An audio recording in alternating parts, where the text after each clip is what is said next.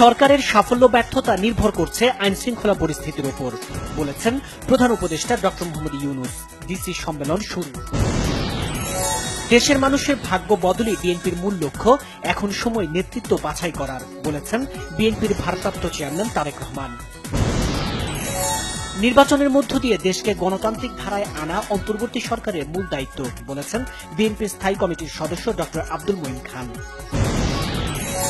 আগামীকাল শুরু হচ্ছে তিস্তা নদী রক্ষা আন্দোলনের ৪৮ ঘণ্টার কর্মসূচি। লালমনিরহাটে উদ্বোধন করবেন মির্জা ফখরুল।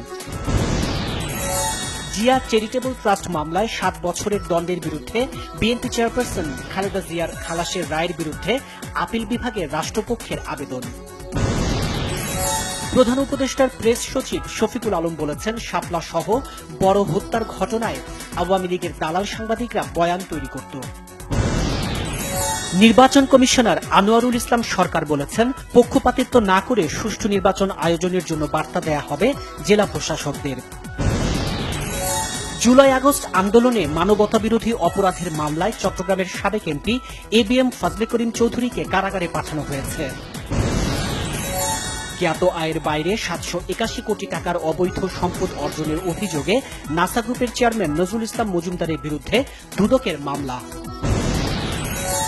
শিক্ষা উপদেষ্টা ওয়াহিদুদ্দিন মাহমুদ বলেছেন, স্কুলের ম্যানেজিং কমিটিতে থাকতে হলে বিএ পাস এবং কলেজের ক্ষেত্রে মাস্টার্স পাস হতে হবে।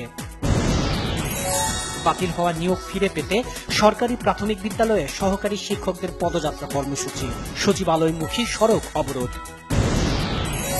আওয়ামী শাসনামলে টেলিযোগাযোগ খাতে হাজার হাজার কোটি টাকা লুটপাট হয়েছে, অভিযোগ বিএনপি নেতা ইঞ্জিনিয়ার ইশরাক হোসেনের। আখিরি মোনাজাতে তুরাগ তীরে বিশ্ব ইজতেমায় দেশ, জাতি ও মুসলিম উম্মার শান্তি সমৃদ্ধি কামনা।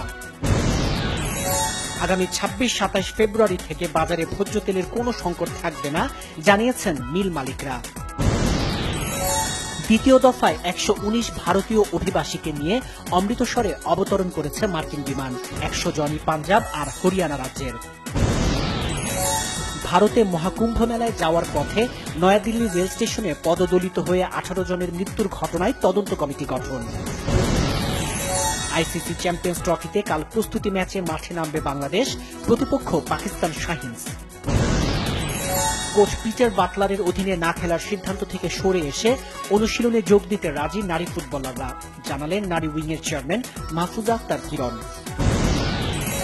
মেজর লিগ টি-20 ক্রিকেটেও দল হারিয়েছেন Shakib, Los Angeles Knight Riders ছেড়ে দিয়েছে তাকে।